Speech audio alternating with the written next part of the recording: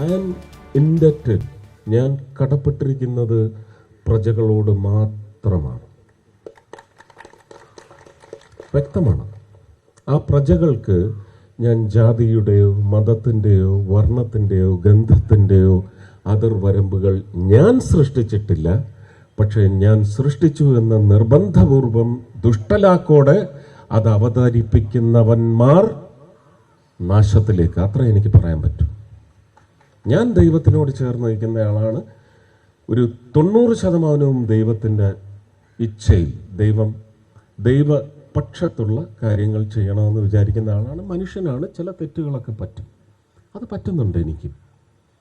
പക്ഷേ കഴിഞ്ഞ 5 ടേമുകളിൽ ലോക്സഭയിലായാലും നിയമസഭയിലായാലും ശരി തന്നെ, കേരളത്തിൻ്റെ പശ്ചാത്തലത്തിൽ മാത്രം ഞാൻ പറയുന്നു, ഒരാളും എല്ലാവരും ചെയ്ത പാപത്തിൻ്റെ 1% പോലും ഞാൻ ചെയ്തിട്ടില്ല. അത് നെഞ്ചത്ത് കൈവച്ച് പറയാൻ സാധിക്കും.